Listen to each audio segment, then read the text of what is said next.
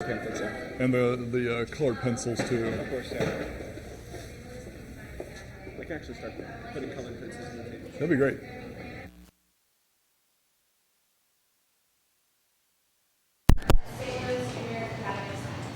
Before we get started, I just want to remind you about some faculty ground rules. Out of respect for our speakers, please turn off your cell phones. Remember that the food table is now closed until after we're done. Take a moment now and get more food if you're still hungry. Please resist chatting with each other. If you have questions, pose it to the group.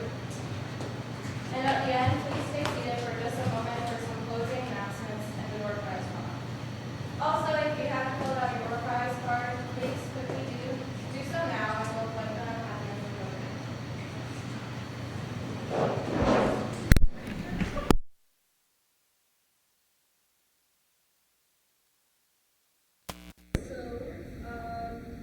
A few of us from the youth leaders, we put together a little service project group. So this month we are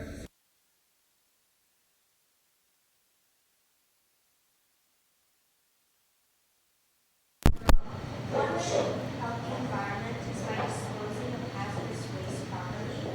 So hazardous waste includes antifreeze, batteries, CFCs, paint, and gasoline. And in St. Louis City, St. Louis County, and St. Charles County, you can dispose hazardous waste through St. Louis Household Hazardous Waste. You can go to their website, which is www.hhwstl.com. And for more information or to make an appointment. And then if you like the Teen Science Cafe, there's also the Junior Academy of Science, also through the Academy of Science St. Louis. So they have all kinds of events throughout the St. Louis area. Over the past couple of years, they've done everything from going to Monsanto to having scientists come and speak to doing different things with programming, and it's really cool. So if you like this, you should definitely consider joining. You can talk to Carolyn for more details. Okay, so a little bit about our speaker and the light. Tonight our topic is about cleaning up air pollution and other chemicals. Our speaker is Dr. Morrison. He is a professor at Missouri S&T in Rolla. He has a BS in chemical engineering and worked as a chemical engineer for Catalytica in California for 6 years. Dr. Morrison teaches courses in environmental engineering and studies air pollution at MoST. Let's all give Dr. Morrison a big welcome.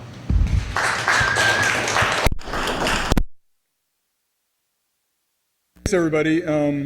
If you feel like it helps to have the lights down a little bit, or you give it a try. I don't know. It's pretty dark when it's off. It's up to you.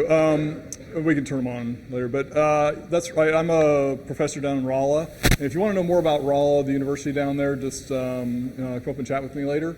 It's Science and Technology University, so it's about 80% science and engineering. Okay, so and a lot of that is actually engineering. So I'm happy to talk about that. So when I was tasked to come up here and talk to you guys, they asked me to first talk a little bit about myself and how I got to where I am. And that's a bit of a challenge for us as professors to talk about ourselves. Okay, it's not much of a challenge. We'd love to talk about ourselves, but I don't ever go back this far. So I did have to go dig a little bit to think about what motivated me to do what I do today, which is I'm an engineering professor and I study indoor air pollution. So I loved comics, I liked read sci-fi, and I clearly like music. I love to play music. That's me and my brother, my first fill-up. But all these things were sort of engendered my interest in science and engineering. Of course, comics for creativity. Creativity is a huge part of science and engineering. You guys know that already from being as part of this program. Sci-fi and mystery, all the curiosity and all that. But interestingly, music is very, very connected to mathematics. How many people have heard of that? That music and mathematics are really related. A lot of people who like math love music and love to play music. And of course, I like to work on cars. And that, taking things apart and putting them back together, usually wrong, it's sort of directed me towards the engineering side of the sciences. when I look back at who influenced me, it turns out that one of my primary influences was this guy on the left, the professor in Gilligan's Island. I mean, this is a pretty old character. I don't know how many people have ever seen Gilligan's Island in this room. It was this, old show about people who get stuck on an island. It was really bad, okay? Really bad. But this guy, I just love, he can make anything out of anything. And it just something about that seemed magical, that you're stuck on an island and you can do anything with what's around you. And so that was it. Of course, Einstein was a big influence, just all the quotes. Look up all his quotes, he was amazing. And then, of course, my family. They were very encouraging. My dad was an engineer, and so that, of course, was part of the influence. And if I'd been born 20 years later, I would have had the same kind of influences, just from different places. The adventurer, the scientist, just from different media sources. When I started thinking about college, I was actually kind of torn because I was playing music professionally, and I thought, I could continue doing this. This is great. I like this. But I also really loved chemistry and science, and so I decided, for a variety of reasons, to go to a community college for 2 years. It was a great choice because I was able to kind of figure things out, do a better job of figuring out what I wanted to do. It saved me a lot of money. I encourage community colleges. Big deal. I think it's a great thing. You can save a lot of money doing that. Don't let the folks at my university hear that. They don't want me to say that, but it is a really good thing. Eventually I decided to go the chemical engineering route, and that was my dad suggested based on kind of how he saw how I was, sort of turning out. And I decided to go to the University of California, San Diego. They had a good chemical engineering program, and they had a beach. And so that was an easy decision for me to make. I spent a lot of time at the beach, probably more than I should have. And so why chemical engineering? I loved chemistry. I loved making things, not just making things. Chemical engineering is really about making molecules, but in a big way. Not just doing it in a flask like this, but figuring out ways to make it on a big scale. I really liked the idea of it, but the thing is the jobs that were out there were not really what I wanted to do. My dad worked in an oil refinery his whole life, and I worked at that oil refinery a lot as an extension because you go there and work in the summers. And it just didn't quite speak to me. And I thought, there's ways to get there. And so I went the green chemistry route where perhaps we can take, rather than going and working to make these chemicals, I can make them safer and cleaner. So I did that. And eventually, I wanted to do more. And that was my mom's influence, really, make a big difference.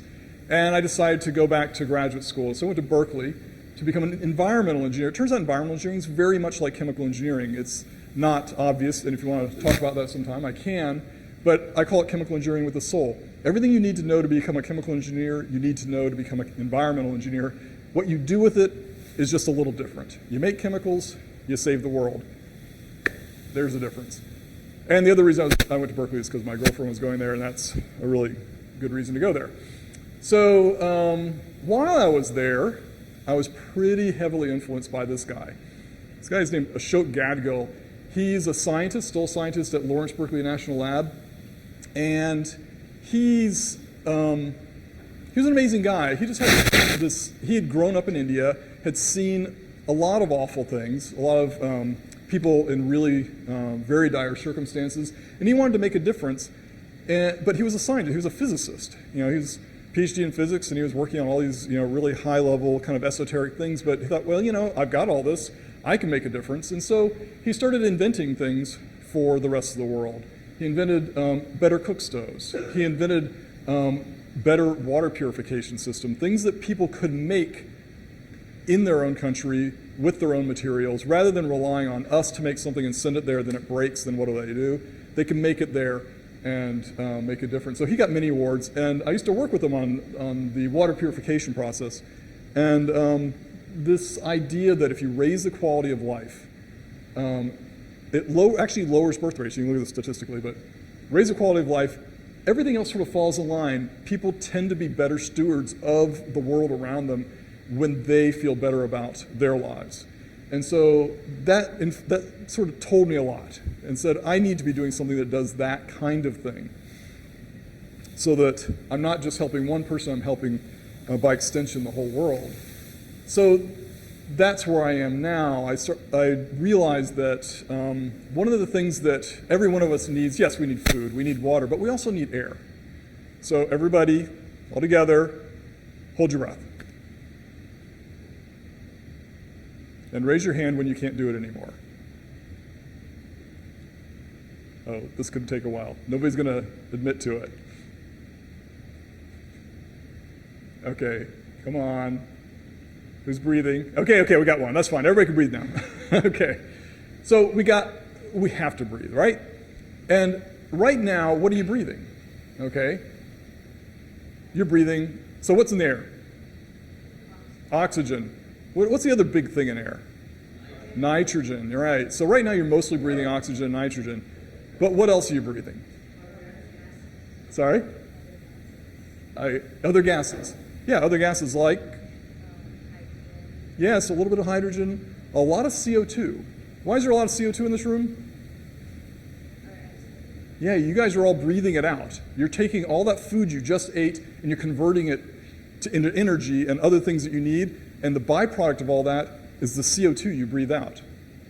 You're just burning it. You're like a fuel engine. You're an engine. You're burning it. You take fuel, you put it in your car, you burn it, it turns into CO2. You're doing exactly the same thing right now. But everybody in this room is breathing everybody else's CO2. And everybody in this room is breathing everything that comes out of everybody else, right? And so we're all breathing all kinds of things. It's better here than other places. It's actually worse here than some places. The air pollution in St. Louis is kind of in the middle of the road for not so great for the US, but it's much better than, say, a lot of places in India, in China, Mexico, Indonesia. There's a lot of countries that have a lot of air pollution problems. So this is where I could make a difference. If I can help at least the air quality be better in all of these places, or some of these places, and I actually focus mostly in the US because it's, it's where I live. Hopefully I can, by extension, make the world a better place. So we're going to start with a little exercise. And you can bring up the lights if you want. Let me see if this is it. So I have David, Kyle, and Rebecca, right, who are going to help me pass these out. You guys are over there. Anybody else wants to help? So it's, you going to do the pencils? Okay. Just colored pencils is fine. Yeah, it doesn't really matter so much. Just pass them out. You take that area, I'll start over here. Let me take a few of these, make sure everybody's got one. Take a few of these. I don't know if there's enough there. If you don't, we'll make sure. Sure everybody's got one?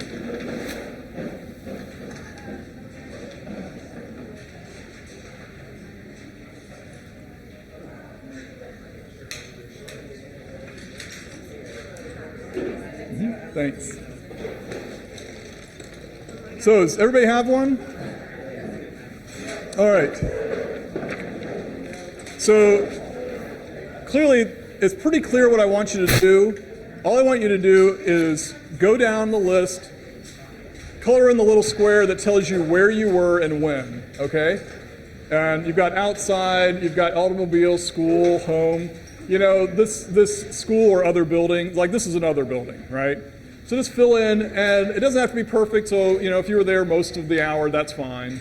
Do your best. It shouldn't take you too long. And then note what you were doing at that time. You're sleeping. Oops.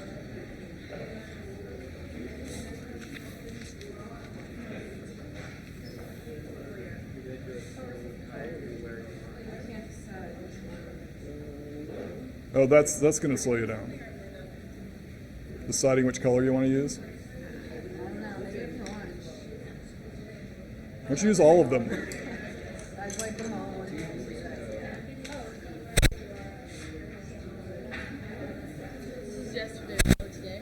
I'm sorry, yeah, just use yesterday or, since one whole day's worth, whatever that works out to be.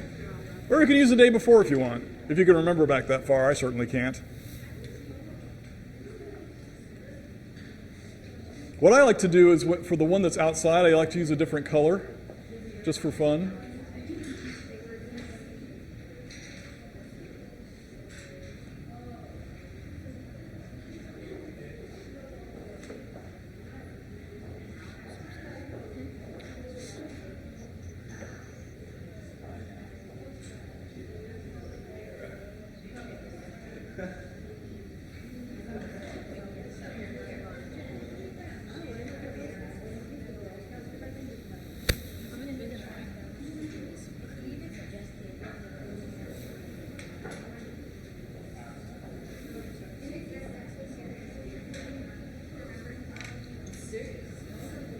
You play hockey outside? Yeah. Oh, that's good. That'll help your score. Your indoor versus outdoor score.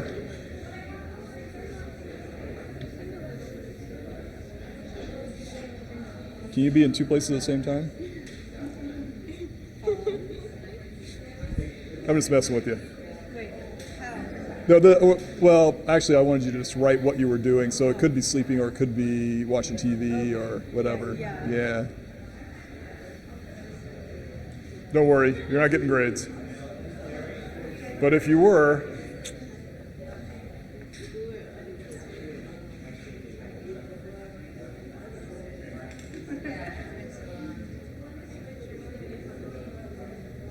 you drive for an hour? It's an estimate. It's just easier to film. I know, I'm messing with you.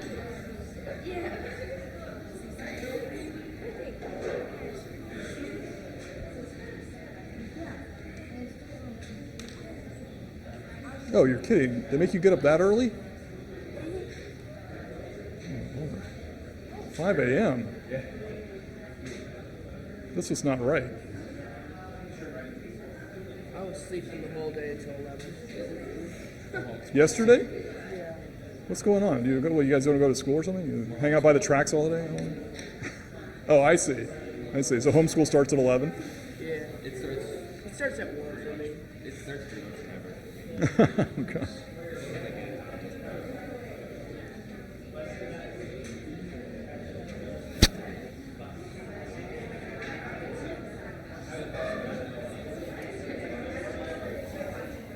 Where's your form?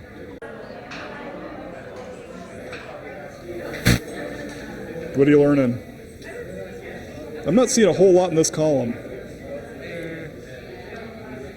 True. I'm not asking you to put it there, I'm just noticing.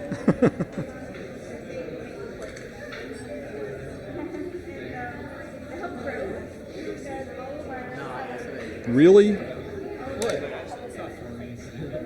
Sleep at midnight? Of course I'm sleeping at midnight. No, what's going on with this column? Oh, I don't.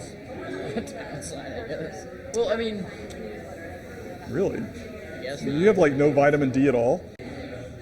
What are you noticing? I'm at home most of the time. You're at home most of the time. What? Lazy. You're lazy? Yeah, that's probably true.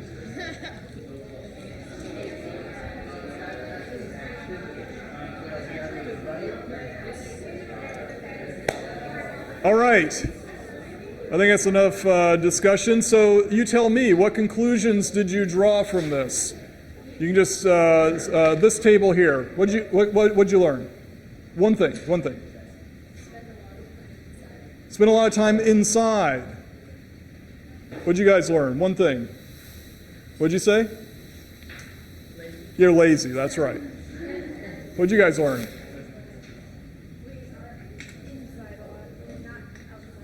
Not outside very much. How many people are outside so little time that you didn't even put it on your journal? Yeah, a pretty big fraction. So that's something less than a half hour, right? That's pretty small. Right, how many people had more than, say, 2 or 3 of those blocked off in the outside?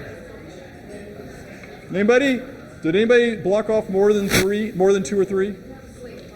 So on the outside, hours, outside. Isn't that sad? Now, it is true it's winter, it's cold outside, so we spend more time inside. If you had done it in the summer, how many people, just off the top of your head, how many people, if you had done this during the summer, would have said 2 hours outside?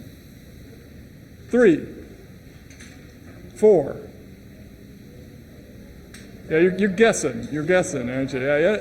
If I do this in the summer with the same group of people, it's rare, very rare for people to have more than 2 or 3 hours outside. Even in the summer, unless you are a part of an afternoon sport or something, then you usually get like 3 hours outside. So it turns out that if you look at the average across the population, We do actually, if you cut it up into much smaller, finer chunks, like 10-minute intervals, you do find that we do spend around 2 hours outside. But that's because we're like walking to the car, you know, or walking to the house. You know, we're doing a little bit outside, but not a whole lot. But some people spend almost no time outdoors, and some people spend a little bit more time outdoors. Your age, you tend to spend more time outdoors. And most people, you know, you spent most of your time in your house. Right. Most people spend most of their time in their house. And what are you breathing? So when you think of the air you breathe, what is it, indoor or outdoor air? Yes, either at your house, or it's at school, or it's here. It's indoor. And this is actually, I'm going to move this a little bit so it doesn't have that overlap there. Yeah. This is a survey done by a friend of mine in 2000, around the year 2000. And they did this for a really important reason. This survey we did here, a version of this was given to thousands of people across the country because we wanted to understand what they were doing and where, in order for us to understand what they're breathing. Turns out that what's in here is very different from what's out there. And if you're drinking water from certain sources, it's different from other sources. And if we're trying to figure out the accumulated mass of chemicals, you know, things that you breathe in, things that you drink, we need to understand what you're doing and where. And so you see from this that this big gray bar is the total time you spend, or gray pie slice, I guess, is the time you spend indoors.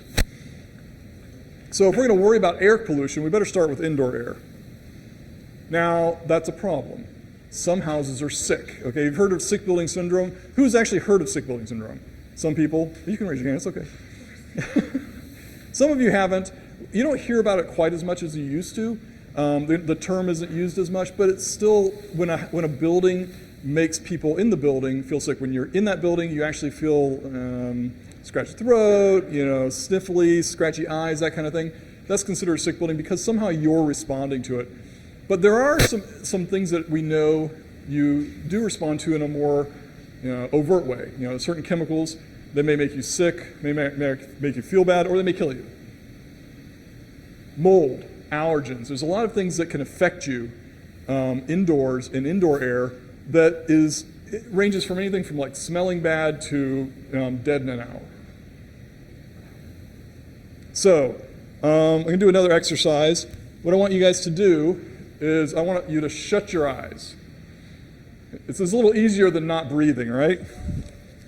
You have to shut your eyes. Who's not shut their eyes? Raise your hand. Okay.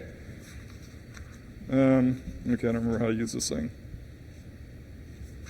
Okay. So what I want you to do is raise your hand when you smell this. Okay, some of you may not smell this, okay, but go ahead and raise your hand when you smell this. Ready?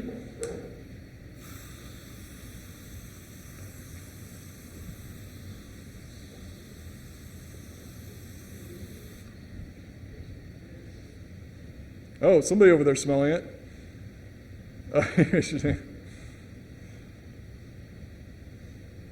Okay, somebody over here.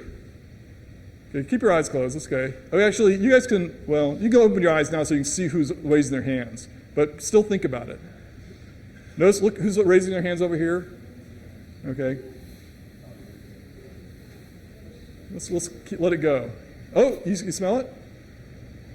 Anybody else? You can keep your hands up so we can see. What's the first thing you notice about this? Sorry? It's not Febreze. Well, we'll get to what it is in a second. But what are you guys noticing about this? Huh? Is it deodorant? No. That's not what I want you to answer. Sorry? It smells like cologne. Okay, it smells. Okay, let's get that over with. It's aerosol? It's an aerosol. It does smell like a cologne. It's a specific cologne. Oh, who wants to guess what it is? Axe. Okay, yeah, what's Axe? Okay. What I wanted you to notice. Well, actually, I want you to notice it. I want you to. So we're over it. It's Axe. Okay. Now, what did you notice about not the odor itself, but what it was doing? Who raised their hands first?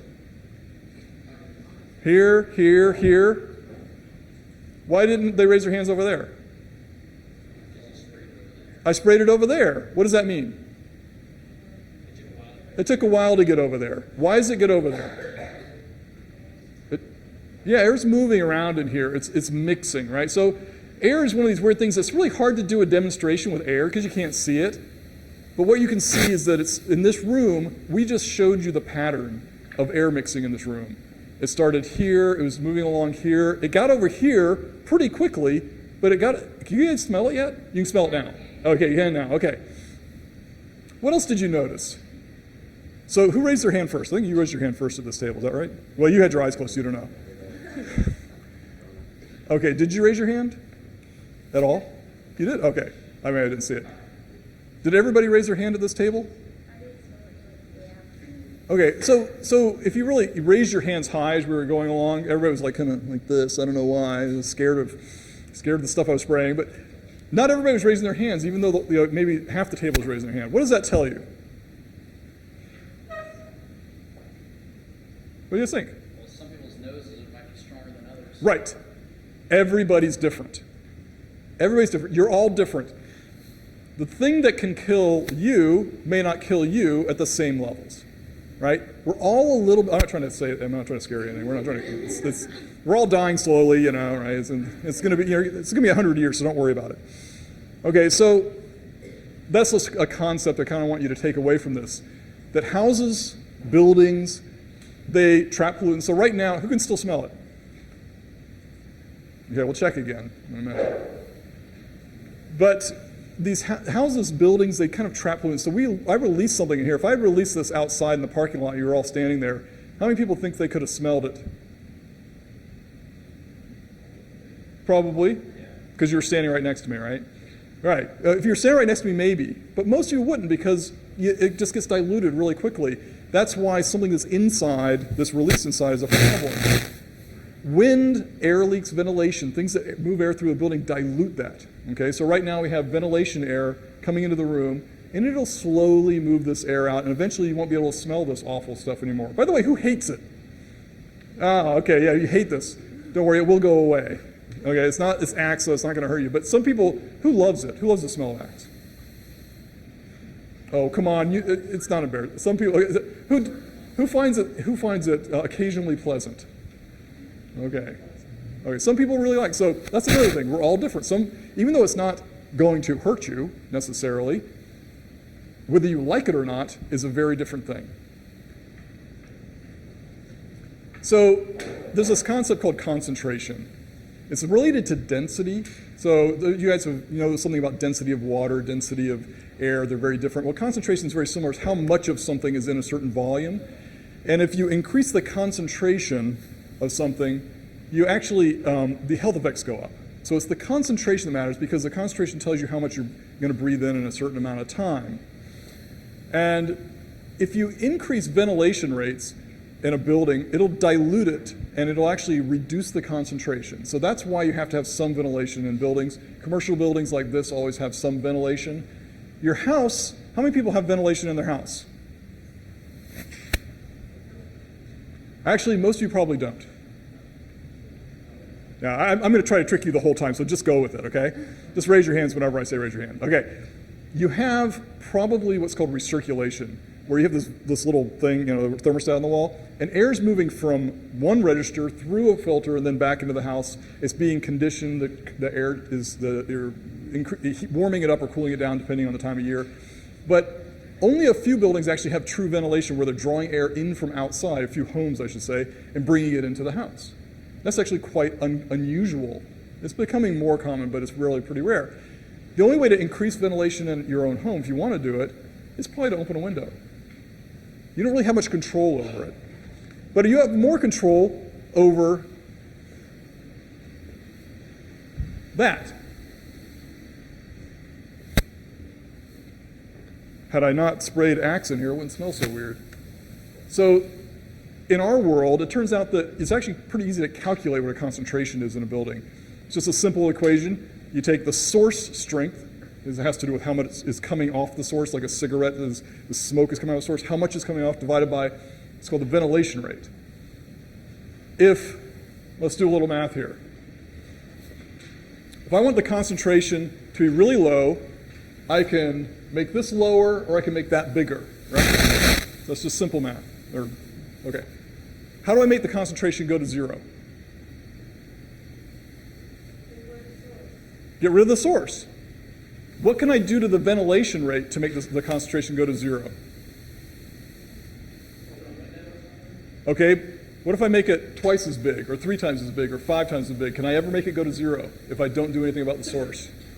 Yeah, the math doesn't let you do that. So ventilation can only go so far, and it's really expensive. Ventilation is expensive because the more air you bring into the house, the more you have to condition, the more you have to heat it up or cool it down. So if this is a plot of concentration, and over here you'll see this is a level called a no observable adverse effect level. It's a term used to determine whether or not, usually it's used for rat experiments. I'm not really a fan of rat experiments, but if you use those, you can find out there's a point where you don't really notice anything going on with the rats when you expose them to a certain chemical. We use that also with humans. There's some things we can determine as a no observable adverse effect level. And if you increase ventilation rates, you can see that you have this kind of, you'll have a drop in the concentration below this bad level. It's not necessarily bad, but no observable adverse effect level, and that's great. But you can never quite get it to 0 with ventilation. However, if you reduce the strength or get rid of some of the source, you can drop this down like that. And that's good because by doing that, perhaps you don't have to ventilate as much. And if you don't ventilate as much, it doesn't cost you as much. Turns out the engineering, the most important symbol in engineering is the $sign. It's true. And so we're always trying to find ways to do what we need to do, save people's lives at the least cost possible. So what's the problem? Okay, we talked a little bit about it. So some things can kill you immediately. I should get a clicker. You'd think I'd be. It's an engineering school. You'd think we'd have those around, but some things can cause cancer. Okay, so I said immediate death.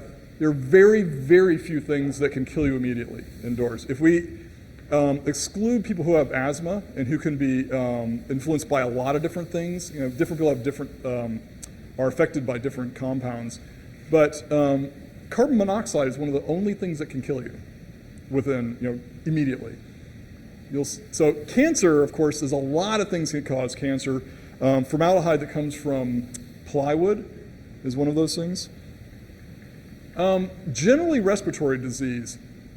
So who's heard of asbestos? Okay.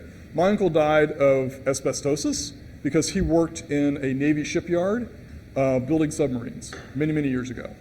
And he was breathing asbestos dust because they would cut the asbestos. It was in the air. All those guys died of asbestosis. And they went through a respiratory disease phase it's a type of emphysema. And that's just one of many, many things that can cause upper respiratory problems. But sometimes it's just a quality of life thing. Air quality just smells bad. Right now, we're having that right now, right? I want you to be exposed to bad quality of life. We've got it. Because that axe is really, the last time I did this, it was in and out of the room in like 5 minutes. That's why I sprayed so much. Otherwise, they'll never get over there. This is very, very persistent today. All right, so what we're going to do is another exercise. And this time you get to stand up. That's exciting. I think it's exciting. Okay, who's my helpers? Okay, so what you do is, pass all these around to everybody. Let's go kind of half there. And here's some more. Okay, so what you're going to do is I'm going to come over here. I'll explain, but you're going to fill out the little square, or you can just use an X. Okay, make sure you have a pencil with you. And what you're going to do is you're going to check off what you think of these. Now, you can't do it from your table for some of these. You got to come over here. This is the table. Okay, I want everybody to you're going to come around here. You're going to move out of each other's way. There's not a whole lot of room, but you're going to circle around this. It actually goes this way. 1, 2, 3. They're all numbered so you can tell what they are. One of them is not on the table. That is number 14. Number 14 is over there on that table because it was plugged in. It's plugged in over there. So, where's number 14? Where's number 14? Where's number 14? I want to see everybody pointing over there. Okay, good. All the other ones are here. Okay, now just come on up. Take a look. You can start at any number. It doesn't matter which one you start at. Bring your sheet of paper with you.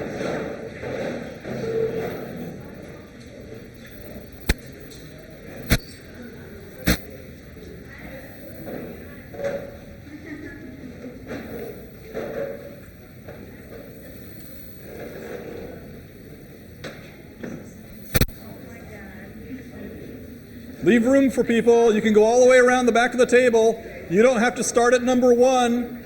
Start at number 7. Start at number 15. I don't care. Look over each other's shoulders.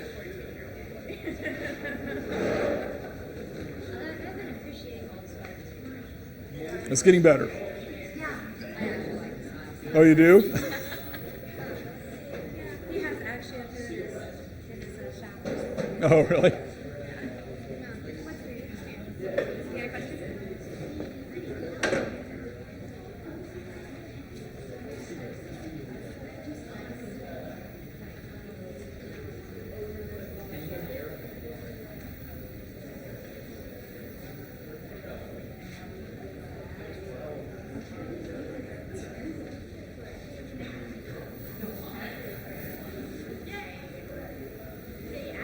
Yay, axe. Yay, it's gone.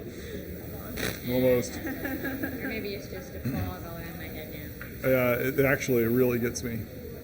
Gets me right here. I have, I'll mention this to these guys at some point, I guess, if it comes up, but I do have some friends that have such a severe reaction to those kinds of fragrances that they have neurological effects. You know, like one guy collapses, the other one, I can't remember what happens to her. She has some shakes or something. So they pretty much they can't leave the house practically because they stay with when they're traveling. They never stay at hotels because they can never be sure. So like find somebody to stay with that's like them, Right. kind of like couch surfing. Yeah. So Yeah. it's rough. Yeah. But it's unusual. We can't build our society around those people necessarily, but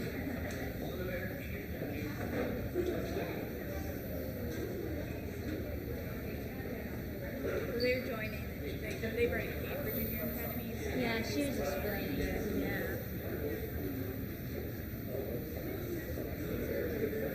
Did you get all the answers? did you get all the answers right?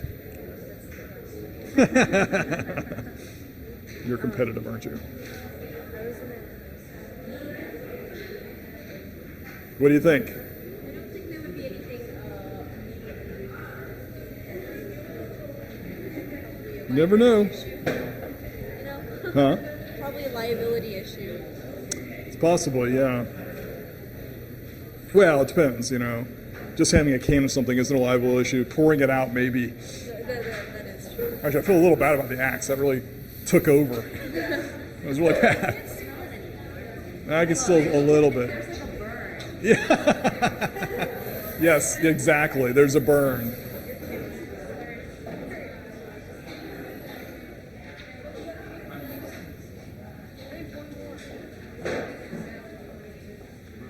How are we doing? You guys have any questions? Y'all have any questions? Like, what the heck is that? Or at least we've numbered them this time.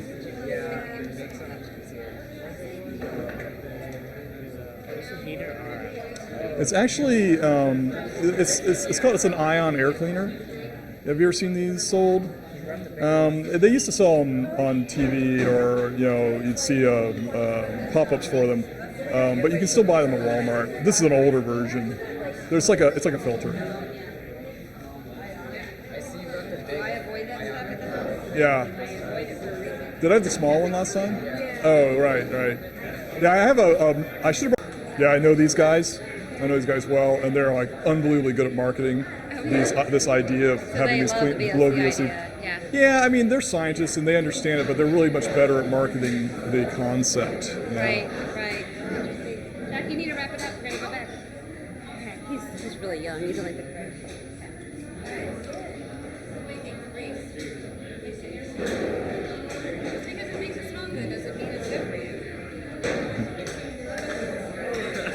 Do you guys agree with each other? Are there any disagreements here?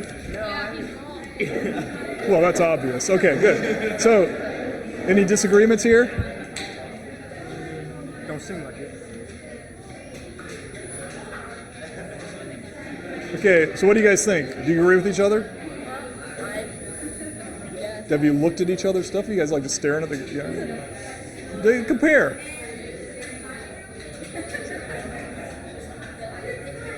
Oh, wow. You guys thought they were right answer. You guys... We're going to have a show of hands. Who does not get the prize? Oh, by the way, there is a prize involved. There is a prize. Oh, I just saw some people perk up, yes. So let's work on getting this finished. Who does not get to get the prize? Okay, raise your hands high. The ones who were here last time. Okay, so don't try to get it. I know you guys. You're always trying to get my stuff. Okay, go ahead, finish. So who needs more time? Okay, so I'm going to give you the answers, but what you need to do first is you need to take your sheet and trade it clockwise around your table once. Clockwise around the table once. So that's right. There you go. Give it to him. So nobody is grading their own. Okay, what you're going to do is you're going to determine whether or not it's correct. You can just check off over here or put a 1 or something if it's correct.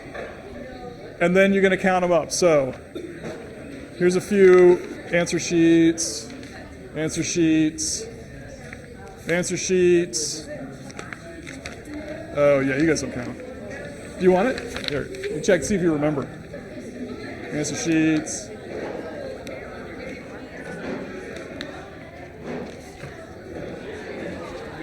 You guys won last time, right? Oh. Were they here last time? Yeah, he was. He's. Well, we'll try to get a few prizes out there. Who needs an answer sheet? We got them? Oh, you didn't get any? Oh, here.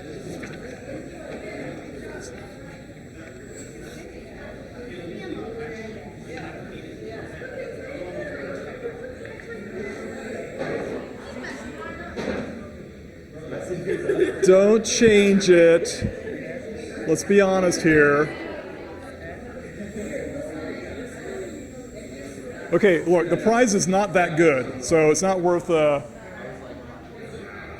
getting angry. Yes? If they got it right or wrong, what should we? Well, there should only be one X. If they got it wrong, we don't put anything there. Oh, yeah, if you got it right, put an X. If you got it wrong, then just leave it blank. Yeah. I said that, but it makes all the difference coming from you. Oh, wow. Authority, you know.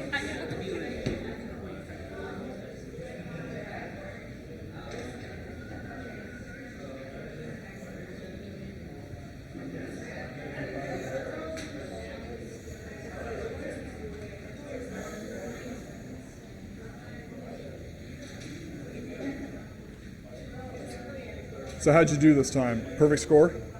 No.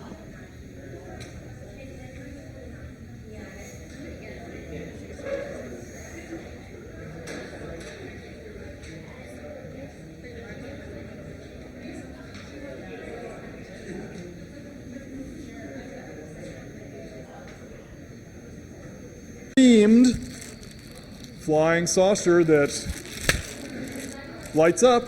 Oh, exciting. Exciting, yes. I bet you hope you win this one. All right, are we done? Who needs more time to add up? Okay. Oh, do you need more time? Oh, you're regrading? Okay.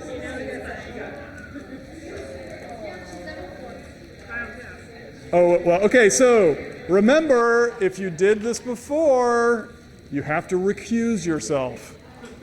Do you know what recuse yourself means? It means you'll have to let somebody else win if you've done it before.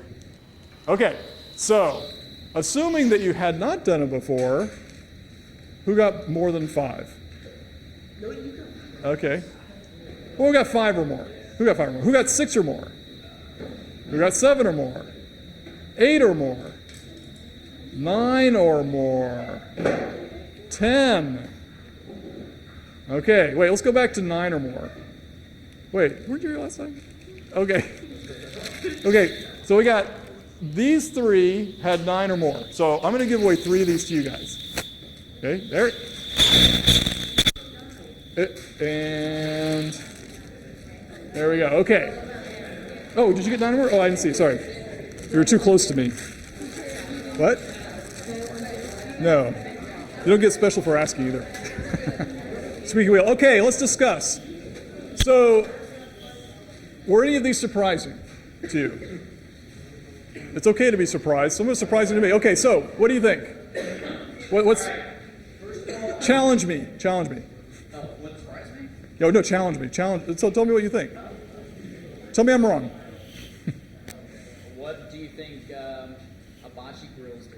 Oh, okay. Hibachi grills. Okay. For one thing, before you came to this room, who did not know what a hibachi grill was? Okay, a lot of people have never seen these before because you don't always see them that much, but a hibachi grill is just a little grill. You put charcoal in it and you grill stuff on it. Okay. So the point is, if you have this outside, it's not that big of a deal. But people actually use these indoors. What did I say was one of the few things that can kill you immediately? Carbon monoxide, right. When you burn charcoal, it produces a huge amount of carbon monoxide. People die using hibachi grills every year, indoors. Why are they using them indoors? Because it's too cold out and they want to grill something and they don't want to go out to their grill. Or 2, they're stupid frat guys. That's what happens. They're in a fraternity. Okay, so what else? What else is surprising? Or what did you not like as an answer? Whoops. Yes.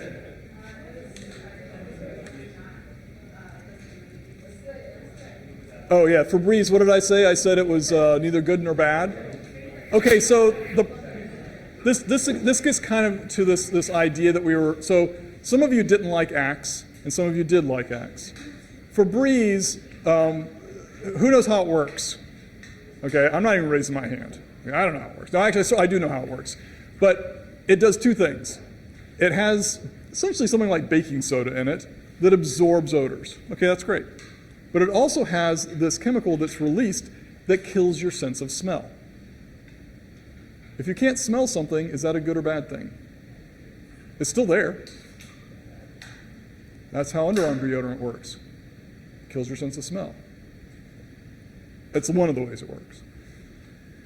It sometimes has, where is Febreze? Lavender vanilla comfort smell. Okay? Sometimes that's not so comforting. So the Axe thing, I was a little, how many people it kind of choked them a little bit, the Axe. It was like a little bit harsh. Okay, imagine that 10 times. Some people are so sensitive to those things it actually causes neurological problems.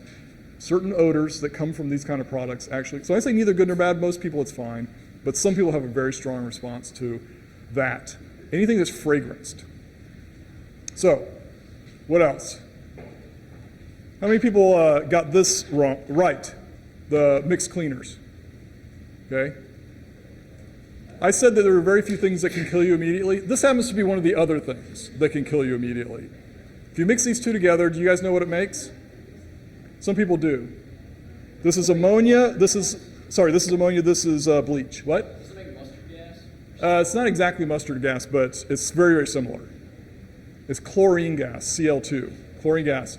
Breathe chlorine gas for a while and you're dead.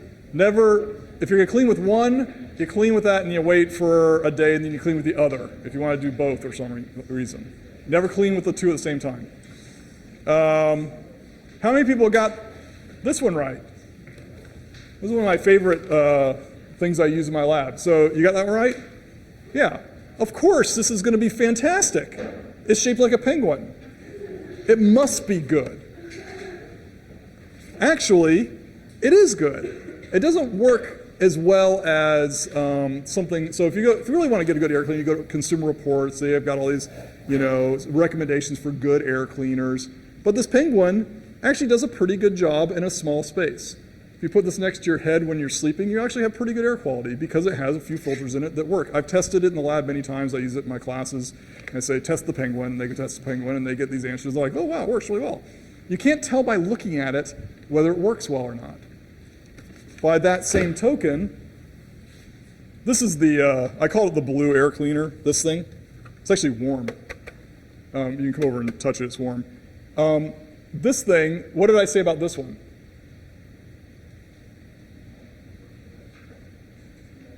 Neither good nor bad, okay? In the sense that it actually does nothing. Some of you probably thought it was a good air cleaner. How many people thought it was better than the penguin? Just, you can be honest. Okay, most people seem to think, just by looking at it, oh, it's better than the penguin. It looks like a real air cleaner. It does something special. It's got it's blue, it's got to be good. So the penguin is far better than this. This thing doesn't do anything. You know what this is? It's a box with a light bulb in it. It costs $300. It's a box with a light bulb in it. They sell so much garbage out there for air quality, and they'll tell you anything you want to learn, and there's nobody to tell them they can't. Consumer Product Safety Commission has no power to stop these guys from selling this kind of stuff. We don't really have any good ways of doing that in the US.